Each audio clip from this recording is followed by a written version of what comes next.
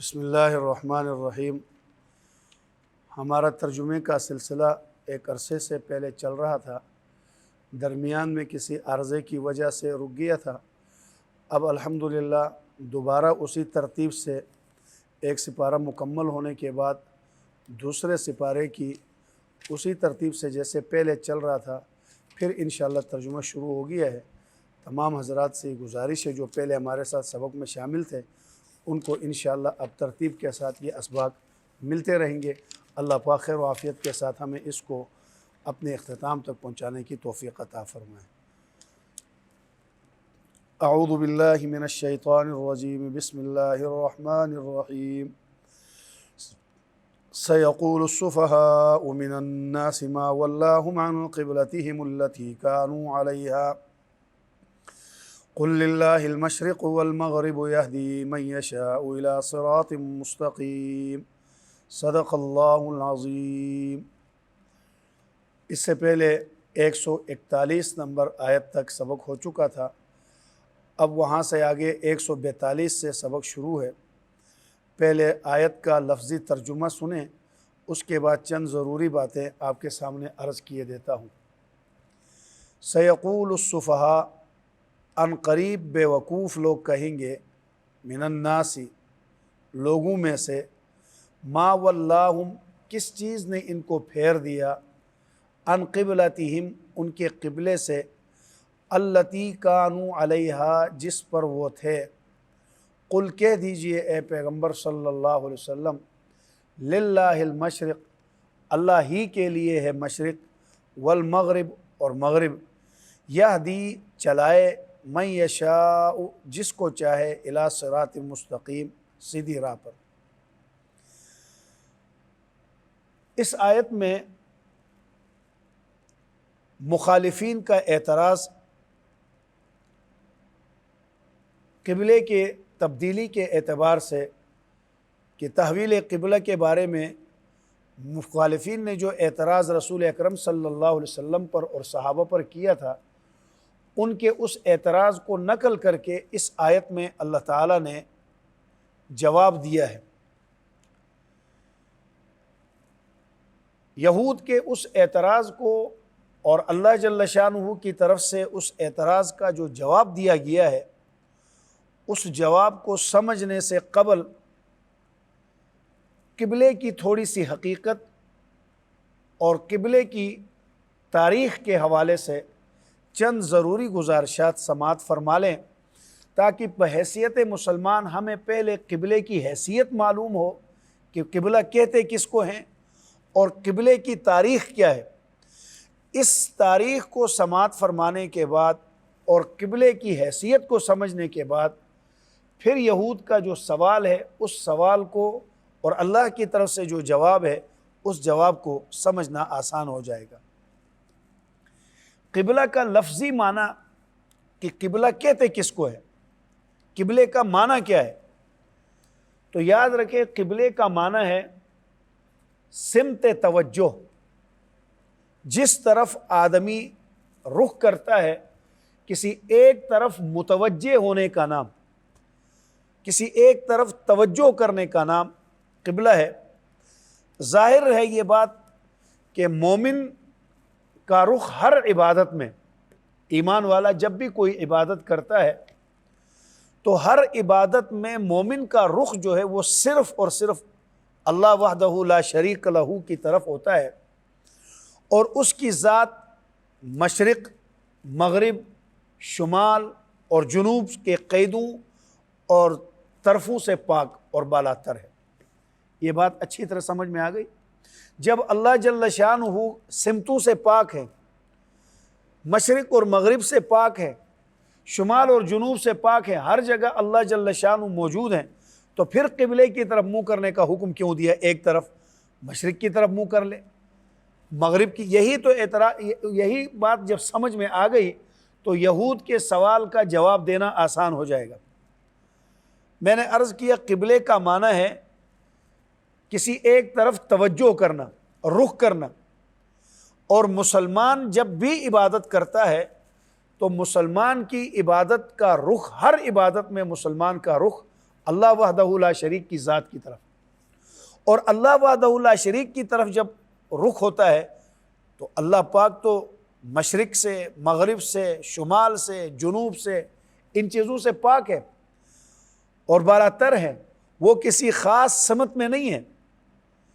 اس کا اثر طبعی طور پر یہ ہونا تھا کہ کوئی عبادت کرنے والا کسی خاص رخ کا پابند نہ ہوتا. جب اللہ کسی خاص جگہ میں نہیں، کسی خاص سمت کے ساتھ خاص نہیں ہے، تو پھر عبادت کرنے والے کو ایک جگہ کی طرف پابند کرنا کہ جی آپ قبلے کی طرف منہ کریں، کیا قبلے کی طرف ہی اللہ ہے؟ جب اللہ قبلے کے ساتھ خاص نہیں ہے تو پھر کیوں اس کو حکم دیا گیا ہے؟ اس میں تو یہ ہونا چاہیے تھا جس کا جس طرف جی چاہے نماز پڑھو، بھائی اللہ ہر جگہ ہے. جس کا جی چاہے مشرق کی طرف منہ کرے، جس کا جی چاہے مغرب کی طرف منہ کرے، جس کا جی چاہے شمال کی طرف منہ کرے، جس کا جی چاہے جنوب کی طرف منہ کرے. کیوں؟ اس لیے کہ اللہ جل شانہ کسی خاص سمت میں تو ہے نہیں. ایک آدمی ایک ہی وقت میں کسی ایک طرف منہ کر لیتا، دوسرا آدمی دوسری طرف منہ کر لیتا. مسجد میں آئے ہیں 10 آدمی ہیں، 2-4 ادھر منہ کر لیں، 2-4 ادھر منہ کر لے کہ بھائی اللہ تو ہر جگہ ہے، اللہ پاک سمتوں سے پاک ہے.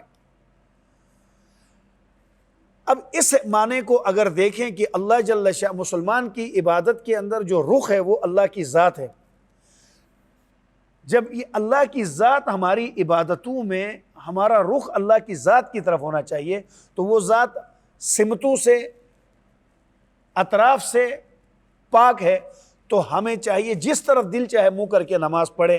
ایک صورت یہ تھی، لیکن اس کے باوجود ہمیں حکم دیا گیا قبلے کی طرف منہ کریں. کیوں؟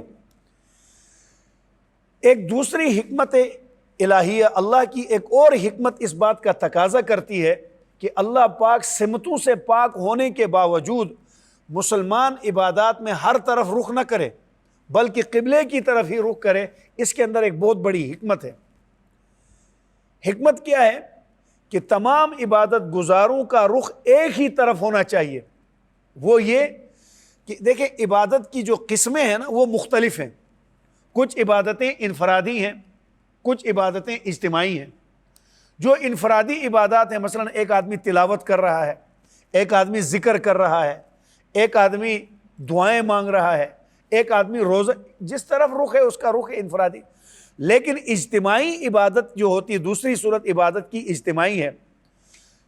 جب اجتماعی عبادت جیسے نماز ہے، حج ہے، یہ اجتماعی عبادات ہیں. ان اجتماعی عبادات کے اندر مسلمانوں کو اجتماعی زندگی کے آداب سکھلانا بھی مقصد ہے. اگر جس طرف اللہ ہے کہہ کر، ہر طرف اللہ ہے، اللہ قیدوں سے پاک ہے یہ کہہ کر اگر کہا جائے جس طرف منہ کرے تمہاری مرضی، تو اس سے مسلمانوں کی اجتماعی زندگی کے اندر خلل پیدا ہو جائے گا. مسجد میں آئے ہیں، نماز میں کسی کا منہ ادھر ہے، کسی کا منہ ادھر ہے. جب ان کے آپس میں منہ جڑے ہوئے نہیں، ان کے دل جڑے ہوئے نہیں ہیں، تو مسلمانوں میں اجتماعیت نہیں ہوگی. تو اس کا اثر خارجی زندگی کے اندر کیا پڑے گا کہ ایک دوسروں سے، جیسے نماز کے اندر حضور اکرم صلی اللہ علیہ وسلم نے کیا فرمایا کہ قبلہ نماز کے اندر اپنے چہروں کو قبلہ روح کرو اور قریب ہو کر ایک ساتھ کھڑے ہو جاؤ. مسلمانوں کا ایک دوسروں سے دور ہونا یہ دلوں کو ٹیڑھا کر دیتا ہے. چنانچہ حکمت الہیہ کا ایک تقاضا یہ تھا کہ اللہ سمتوں سے پاک ہے، جس طرف منہ کرے کر سکتا ہے، لیکن اس کے باوجود شریعت نے اس دوسری حکمت کی وجہ سے ہمیں حکم دیا ایک طرف منہ کرو. کیوں؟ تاکہ مسلمانوں کو اجتماعی زندگی کے آداب بتلانا اور سکھانا بھی مقصود ہے، تاکہ مسلمان اجتماعی زندگی کے آداب سیکھ لیں. اور یہ بھی بالکل واضح بات ہے کہ اجتماعی نظام کا سب سے بڑا بنیادی جو اصول افراد کثیرہ کی وحدت اور یکجہتی ہے.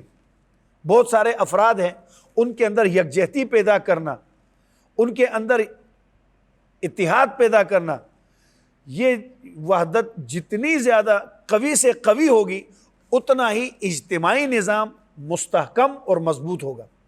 جب اجتماعی زندگی کے اندر ایک دوسروں کے ساتھ بیٹھ کر اجتماعی زندگی کے اندر وحدت ہوگی، سب ایک طرف متفق ہو گئے، تو مسلمانوں کی اجتماعی زندگی اور اجتماعی نظام جو ہے وہ مضبوط اور محکم ہوگا. اس وجہ سے اللہ تبارک و تعالیٰ نے ہمیں ایک طرف منہ کرنے کا حکم دیا، جس کا جدھر جی چاہے ادھر منہ کرنے سے مسلمانوں میں افتراق اور انتشار پیدا ہو جاتا۔ اس افتراق اور انتشار سے بچانے کے لیے اللہ جل شانہ نے حکم دیا کہ ایک طرف منہ کریں، اس وجہ سے نہیں کہ اللہ ادھر ہے، اس وجہ سے کہ مسلمانوں کو انتشار سے بچانے کے لیے، افتراق سے بچانے کے لیے، ان کی اجتماعی زندگی کے اندر قوت پیدا کرنے کے لیے، ان کی اجتماعی زندگی کو مستحکم اور مضبوط بنانے کے لیے، دنیا میں وحدت قائم کرنے کے لیے۔ آپ دیکھیں جتنی بھی اقوام گزری ہیں، تاریخ کا مطالعہ کریں تو ہر ایک نے وحدت پیدا کرنے کے لیے اپنے اپنے طریقے ایجاد کیے۔ کسی نے اپنی قوم میں وحدت پیدا کرنے کے لیے رنگ و نسل کو ترجیح دی، رنگ و نسل کی بنیاد پر ایک رنگ ایک نسل کے لوگوں کو کہ ہم ایک قوم ہیں۔ کسی نے لسانیت کے اعتبار سے ہماری زبان ایک ہے، ہم ایک قوم ہیں، حالانکہ اس سے اجتماعیت پیدا نہیں ہوتی، اس سے افتراق پیدا ہوتا ہے، لسانیت کے جھگڑے پیدا ہوتے ہیں۔ جن چیزوں کو ہم نے وحدت کا ذریعہ بنایا ہے ان سے انتشار پیدا ہوتا ہے۔ اللہ جل شانہ نے مسلمانوں کو عبادت کے اندر اگر یہ وحدت قائم کرنے کے لیے، مسلمانوں میں یکجہتی پیدا کرنے کے لیے ایک چاروں سمتوں میں سے کسی ایک سمت کو متعین کرنے کا اختیار اللہ بندوں کو دیتا تو بندوں میں پھر جھگڑا پیدا ہوتا، کوئی کہتا اس طرف منہ کرو، کوئی کہتا اس طرف منہ کرو۔ چنانچہ مسلمانوں کی اجتماعیت کو برقرار رکھنے کے لیے یہ ایک ایسا اہم مسئلہ تھا کہ اللہ جل شانہ نے خود ہی اس کے لیے ایک سمت متعین کر دی۔ چنانچہ بیت اللہ شریف کی طرف منہ کرنے کا حکم اللہ نے اس لیے بھی دیا کہ کائنات میں اللہ جل شانہ کی ذات ہر سمت، ہر جہت سے بالاتر اور پاک، جہات ستہ، دائیں بائیں آگے پیچھے اوپر نیچے، اللہ ان جہتوں سے پاک ہے۔ لیکن نماز میں اجتماعی صورت اور وحدت پیدا کرنے کے لیے تمام انسانیت کو ایک رخ، ایک کسی ایسے جہت اور سمت کی طرف ہونا ایک بہترین اور آسان اور قیمتی وحدت کا ذریعہ تھا، جس پر سارے مشرق مغرب شمال جنوب کے انسان آسانی سے جمع ہو سکیں۔ وہ تھا کہ اللہ کی طرف سے ایک جگہ متعین ہو اور وہ بیت اللہ شریف۔ اور یہ بیت اللہ سب سے پہلے بیت اللہ خانہ کعبہ کی بنیاد جو رکھی، حضرت آدم علیہ السلام کو اللہ تعالیٰ نے جب دنیا میں اتارا تو فرشتوں کے ذریعے بیت اللہ کی بنیاد سب سے پہلے رکھ دی گئی، اور حضرت آدم اور اولاد آدم کا سب سے پہلا قبلہ یہی بیت اللہ اور خانہ کعبہ تھا، جس کی طرف ساری انسانیت متوجہ ہو کر اس طرف رخ کر کے اپنے اللہ کی عبادت کرے۔ اب ہمارے اوپر یہ اعتراض کرنا کہ جی آپ بیت اللہ کی عبادت کرتے، نہ، بیت اللہ کی نہیں، عبادت اللہ کی طرف کر رہے ہیں۔ ہمیں جو بیت اللہ کی طرف رخ کرنے کو کہا، مسلمانوں میں اجتماعیت پیدا کرنے کے لیے، افتراق اور انتشار سے بچانے کے لیے، ورنہ ایک ہی جگہ عبادت کر کے مسلمانوں کے رخ دائیں بائیں ہو جاتے تو وہ اجتماعیت کی بجائے انفرادیت اور افتراق کا ذریعہ ہو جاتا۔ اس لیے اللہ تعالیٰ نے ایک طرف رخ کرنے کو کہا اور اس طرف رخ کرنے کو کہا جس کو سب سے پہلے کائنات میں اللہ تعالیٰ نے فرشتوں کے ذریعے آدم علیہ السلام کو جب دنیا میں بھیجا تو ان اول بیت وضع للناس للذی ببکۃ مبارکا وہدی للعالمین، کہ جہان والوں کے لیے ہدایت کا سرچشمہ اور مرکز جو ہے وہ اللہ نے بیت اللہ شریف کو بنایا۔ نوح علیہ السلام تک سب کا یہی قبلہ بیت اللہ شریف ہی سب کا قبلہ تھا۔ یہ مختصر سے اس کی تاریخ ہے نوح علیہ السلام تک۔ لیکن جب طوفان نوح آیا تو حضرت نوح علیہ السلام کے وقت زمانے میں جو طوفان آیا، اس سے پوری دنیا اس دور کی جو سامنے تھی وہ غرق ہو کر تباہ ہو گئی، اور بیت اللہ شریف کی عمارت بھی اس سیلاب میں ختم ہو گئی طوفان میں۔ اس کے بعد حضرت نشانات نیچے باقی تھے۔ حضرت ابراہیم علیہ السلام اور ان کے بیٹے اسماعیل علیہ السلام نے اللہ کے حکم سے دوبارہ اس گھر کی تعمیرات کی، اور ان کا اور ان کی امت کا قبلہ یعنی ابراہیم علیہ السلام اور ان کے ماننے والے، آپ کے پیروکار، آپ کے جو امتی تھے، ان کا قبلہ بھی یہی بیت اللہ شریف رہا۔ اب تمام پیچھے آدم علیہ السلام سے لے کر نوح علیہ السلام، ابراہیم علیہ السلام تک انبیاء علیہ السلام کا قبلہ جو بیت اللہ شریف تھا، تو آپ کو یہود کا اعتراض اب کہ جواب سمجھنا آسان ہوگا کہ بے وقوفوں نے اعتراض کیا کہ نبی پاک نے بیت المقدس کو چھوڑ کر بیت اللہ کی طرف منہ کیوں کیا؟ بھائی سارے انبیاء علیہ الصلوۃ والسلام کا قبلہ بیت اللہ رہا ہے، یہ کوئی نئی بات نہیں تھی۔ چنانچہ اس کے بعد انبیاء بنی اسرائیل کے لیے اللہ تعالیٰ کی طرف سے بیت المقدس کو ان کا قبلہ قرار دیا گیا۔ بیت اللہ کے بعد جو بنی اسرائیل کے انبیاء علیہ الصلوۃ والسلام تھے ان کے لیے بیت المقدس کو قبلہ قرار دیا گیا۔ پہلے جو انبیاء علیہ السلام جو بیت المقدس میں نماز پڑھتے تھے وہ بھی ایسا عمل کرتے تھے کہ صخرہ بیت اللہ بھی سامنے رہے، یعنی بیت المقدس ایسے انداز سے تھا کہ اس کے چٹان کی طرف جب منہ کرتے تو بیت اللہ شریف بھی سامنے آ جاتا تھا۔ بہرحال حضرت نبی پاک صلی اللہ علیہ وسلم پر جب نماز فرض ہو گئی تو حضرت ابن عباس رضی اللہ تعالیٰ عنہ فرماتے ہیں کہ ابتداءً آپ صلی اللہ علیہ وسلم کا قبلہ آپ کے جد امجد حضرت ابراہیم علیہ السلام کا قبلہ یعنی خانہ کعبہ کو ہی آپ کا قبلہ قرار دیا گیا۔ مکہ مکرمہ سے ہجرت کرنے کے بعد جب نبی پاک مکے میں تھے آپ بیت اللہ کی طرف ہی منہ کر کے ابراہیم علیہ السلام جو آپ کے جد امجد کا قبلہ تھا اسی پر آپ عمل کرتے، نماز پڑھتے۔ لیکن جب مکہ مکرمہ سے آپ ہجرت کر کے مدینہ طیبہ تشریف لائے تو مدینہ طیبہ میں قیام کچھ عرصہ کیا، تو بعض روایات میں آتا ہے ہجرت مدینہ سے پہلے ہی ایسا ہوا تھا، لیکن صحیح بات یہ ہے کہ ہجرت مدینہ کے بعد آپ صلی اللہ علیہ وسلم کو اللہ کی طرف سے یہ حکم ہوا کہ آپ بیت المقدس کو اپنا قبلہ بنا دیں۔ اب قبلے کی بجائے بیت اللہ کی بجائے بیت المقدس کو، کیوں؟ وہاں یہود بھی ہیں، شاید آپ کے قریب ہو جائیں، اسلام کے قریب ہو جائیں۔ بیت اللہ کی جگہ آپ نے بیت المقدس کی طرف منہ کر کے نماز پڑھنے کا حکم ملنے پر آپ نے نماز پڑھنا شروع فرما دی۔ چنانچہ صحیح بخاری شریف کے اندر جو روایت ہے اس کے مطابق حضرت صلی اللہ علیہ وسلم نے 16 مہینے یا 17 مہینے بیت المقدس کی طرف منہ کر کے نماز ادا فرمائیں۔ اس کے علامات آج بھی آپ مسجد نبوی میں جائیں مدینہ منورہ میں تو وہ علامات موجود ہیں جہاں آپ صلی اللہ علیہ وسلم نے کھڑے ہو کر بیت المقدس کی طرف منہ کر کے نماز پڑھی۔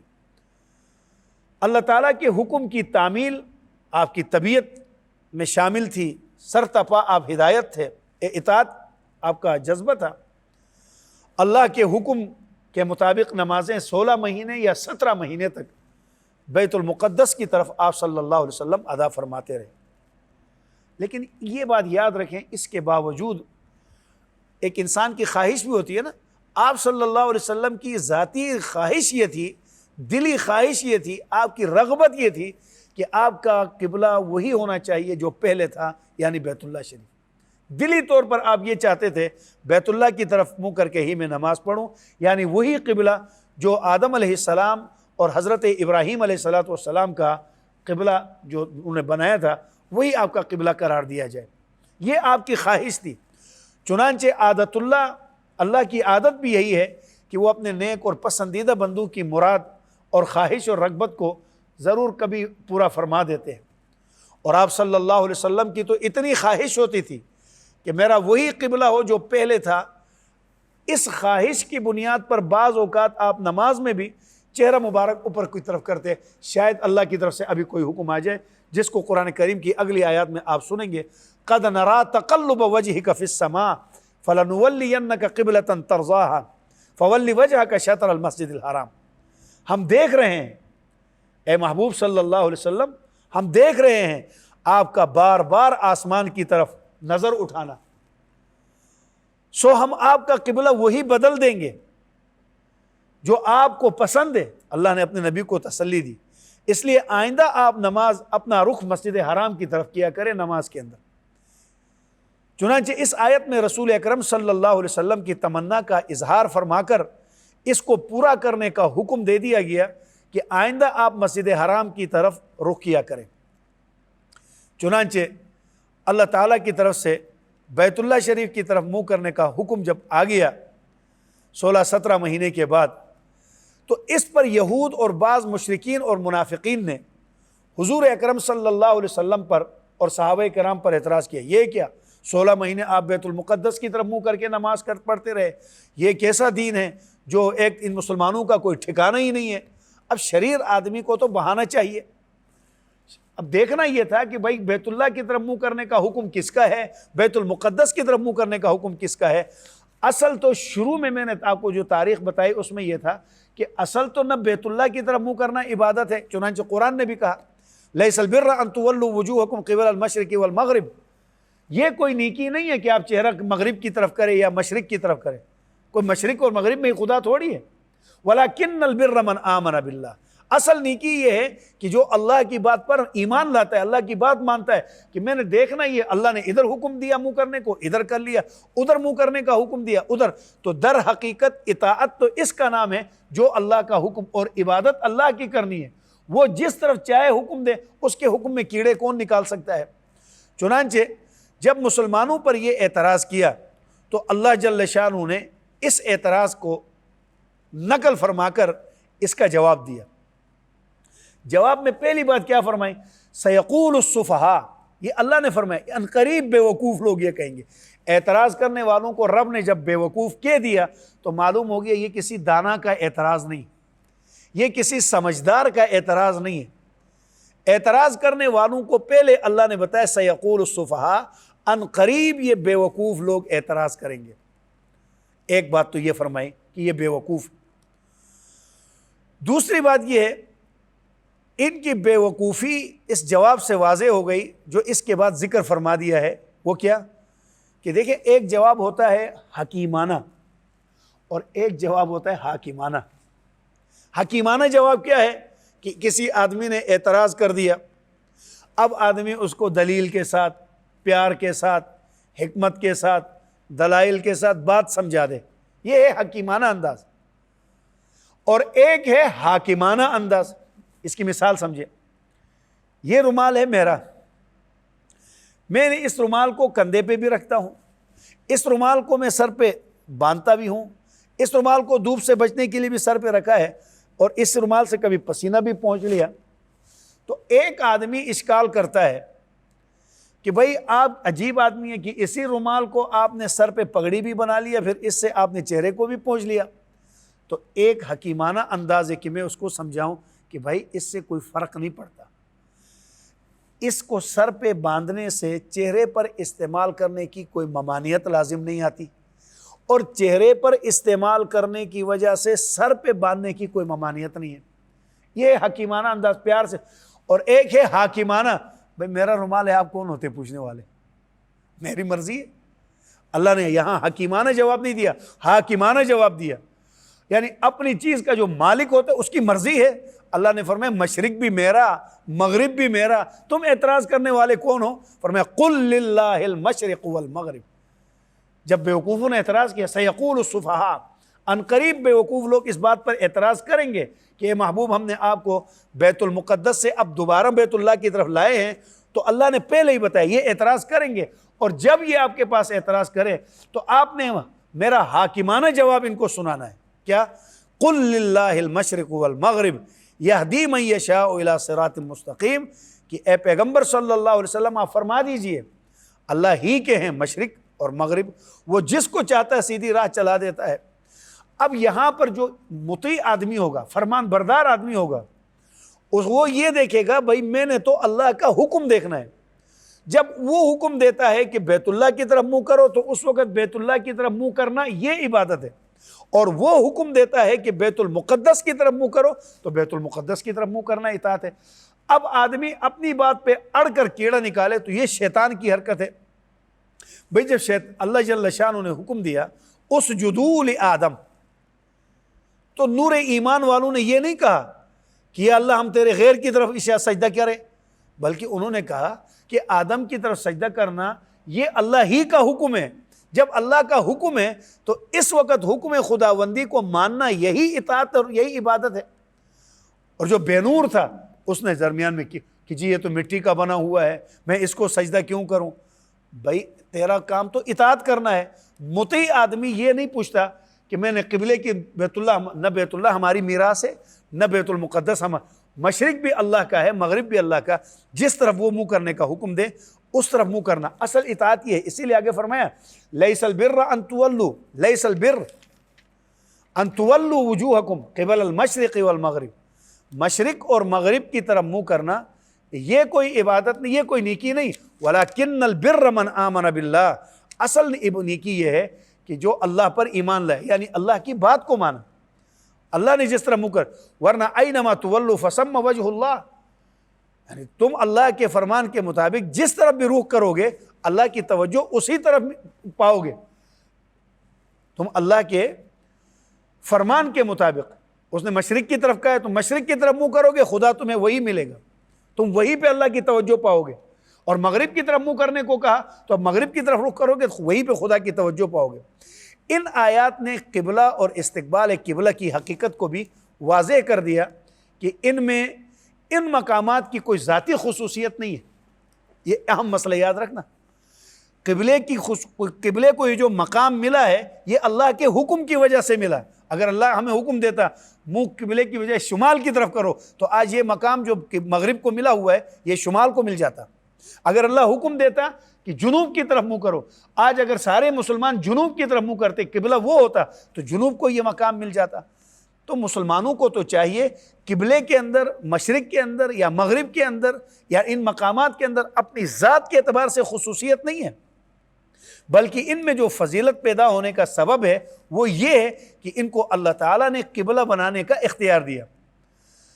اللہ تعالیٰ نے ان کو قبلہ بنانے کا کوئی اختیار فرما لیا۔ جب اللہ نے ان کو قبلہ بنا کر ہمارے لیے خاص کر دیا ہے تو اللہ نے ان کو قبلہ بنایا تو ان کو مقام مل گیا۔ اگر اللہ ان کو نہ بناتا، شمال اور جنوب کو بناتا تو ان کو مقام مل جاتا۔ تو مسلمان کو دیکھنا یہ ہوگا کہ بھائی میں اس مقام کی عبادت نہیں کر رہا ہوں، میں اللہ کے حکم کی عبادت کر رہا ہوں کہ میرے رب کا حکم ہے اس طرح منہ کرو، بے حکم مان رہا ہوں بس، ورنہ اپنی ذات کے اعتبار سے مشرق اور مغرب کی کوئی فضیلت نہیں۔ حضرت صلی اللہ علیہ وسلم کے لیے قبلے میں تغیر اور تبدل، یہ تبدیل کرنے کی جو حکمت ہے، ان کی ایک حکمت جو ہے وہ یہ بھی ہو سکتی ہے عملی طور پر کہ لوگوں پہ واضح ہو جائے کہ کبھی آپ نے کبھی آپ نے بیت المقدس کی طرف منہ کرنے کا حکم دیا، پھر بیت اللہ کی طرف منہ کرنے کا حکم دیا۔ اس کی ایک حکمت یہ بھی ہے کہ لوگوں پر واضح ہو جائے کہ قبلہ کوئی بت نہیں ہے کہ ہمیشہ اسی کی طرف سجدے کرے۔ تبھی تو اللہ نے کبھی اس طرف رخ کروا دیا، کبھی اس طرف رخ کروا دیا۔ بت ہوتا ہے جس کو ساری زندگی آدمی اس کی پرستش کرتا ہے، پھر جب کعبے کی طرف رخ کرنے کا حکم مل گیا تو اس کی طرف رخ کرنا ہی عبادت ہے۔ جب بیت المقدس کی طرف منہ کرنے کا حکم تھا تو اس طرف رخ کرنا عبادت، جب وہاں سے حکم دیا بیت اللہ کی طرف منہ کرو، اب بیت اللہ کی طرف رخ کرنا یہی عبادت ہے۔ اس کے بعد والی آیت میں خود اللہ جل شانہ نے اس حکمت کی طرف اشارہ کر دیا، اشارہ کر کے کیا فرمایا؟ وَكَذَلِكَ جَعَلْنَاكُمْ أُمَّةً وَكَذَلِكَ جَعَلْنَاكُمْ أُمَّةً وَسَطًا۔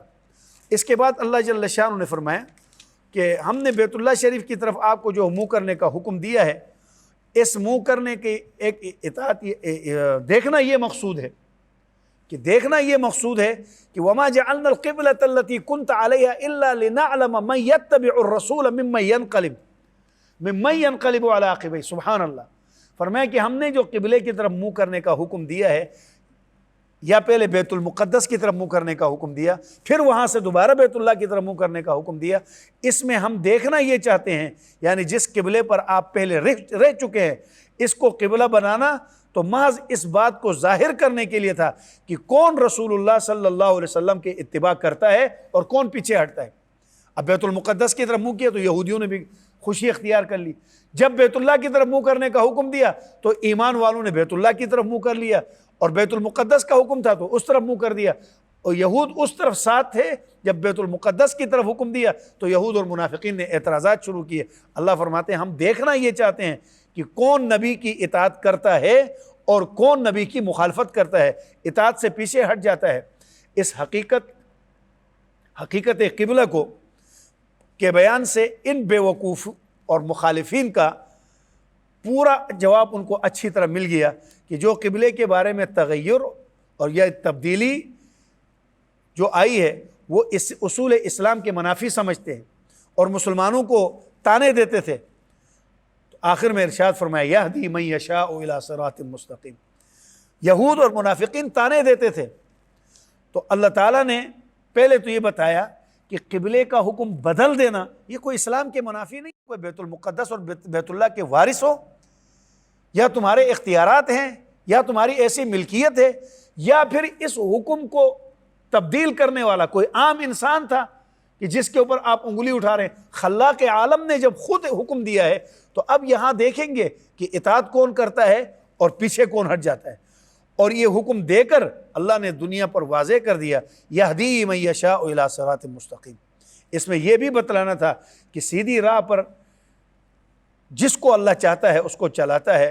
کمر بستہ اور جو سیدھی راہ پر چلنے کے لیے منتظر ہوں، تیار ہوں، اللہ ان کو سیدھے راستے کی رہنمائی فرماتے ہیں. اسی لیے ایک حدیث بھی آتی ہے، حضور اکرم صلی اللہ علیہ وسلم، حضرت عائشہ صدیقہ رضی اللہ تعالی عنہا سے منقول ہے، آپ نے فرمایا اہل کتاب کو مسلمانوں کے ساتھ سب سے بڑا حسد 3 چیزوں پر ہے. اہل کتاب یہود و نصارہ جو ہے یہ مسلمانوں کے اوپر 3 چیزوں پر یہود جو ہے وہ حسد کرتے ہیں. نمبر 1، ہفتے میں 1 دن عبادت کے لیے مخصوص کرنے کا حکم ساری امتوں کو ملا تھا کہ 1 دن مخصوص کرو. یہود نے سنیچر کا دن، شنبے کا دن کر لیا ہفتے کا دن، اور نصارہ نے اتوار کا دن کر لیا. اور اللہ کے ہاں وہ دن جو پسندیدہ تھا وہ جمعے کا دن تھا اور وہ مسلمانوں نے کر لیا. تو اس سے یہود کو مسلمانوں کے اوپر بڑا حسد تھا کہ اللہ کا پسندیدہ دن ان کے پاس کیا. نمبر 2،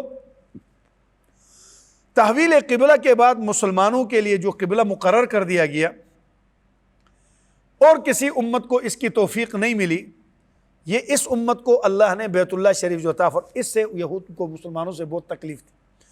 اور تیسرے، امام کے پیچھے آمین کہنے کا. یہود آمین نہیں کہتے تھے، اہل اسلام آمین کہتے ہیں. اس سے بھی ان کو بڑی تکلیف تھی جو صرف اللہ تعالیٰ نے مسلمانوں کو، اللہ کے فضل و کرم سے مسلمانوں کو میسر ہوئی. تو آیت کا خلاصہ کیا نکلا؟ سیقول السفہاء، ان قریب وہ بیوقوف لوگ جو اعتراض کریں گے وہ اعتراض ضد اور اناد کی بنیاد پر ہے، اور دوسری بات یہ بیوقوفی کے اوپر مشتمل ہے ان کا سوال، اور تیسری بات یہ ہے کہ اللہ پاک حاکم ہے، اپنی مرضی ہے اس کی، مشرق اور مغرب کا وہ مالک ہے جس کی طرف وہ حکم دے. اور یہدی من یشاء الی صراط مستقیم، جس طرف انسانوں کو ہدایت کی رہنمائی، جس کو چاہے ہدایت کی رہنمائی اللہ اس کی کرتا ہے. اور قبلے کے تبدیل کرنے کا مقصد دیکھنا یہ تھا کہ کون رسول کی پیروی کرتا ہے اور کون رسول کی مخالفت کرتا ہے. اللہ تبارک و تعالی مجھے آپ کو قرآن کریم کو اور رسول اکرم صلی اللہ علیہ وسلم کی تعلیمات کو صدق کے دل سے قبول کرنے کی توفیق عطا فرمائے. وآخر دعوانا. ایک بار ترجمہ پھر دیکھ لیں. سیقول السفہاء، ان قریب بیوقوف لوگ کہیں گے، من الناس، سیقول ان قریب کہیں گے، السفہاء بیوقوف، من الناس لوگوں میں سے، وہ کہیں گے ما واللہم، کس چیز نے مسلمانوں کو، ان کو یعنی مسلمانوں کو پھیر دیا، ان قبلتہم، ان کے قبلے سے، التی کانوا علیہا، جس پر وہ تھے. قل کہہ دیجئے اے پیغمبر صلی اللہ علیہ وسلم، للہ، اللہ ہی کا ہے، المشرق مشرق، والمغرب اور مغرب، یہدی چلائے، من یشاء جس کو چاہے، الی صراط مستقیم سیدھے راستے پر. اگر ہماری ویڈیو پسند آئی ہے تو اسے لائک کریں، کمنٹ کریں اور دوستوں کے ساتھ شیئر کریں. اور اگر ہمارا چینل ابھی تک سبسکرائب نہیں کیا تو اسے سبسکرائب کر دیں اور بیل آئیکن کو پریس کر دیں تاکہ ہر آنے والی ویڈیو آپ کو مل سکے. جزاک اللہ.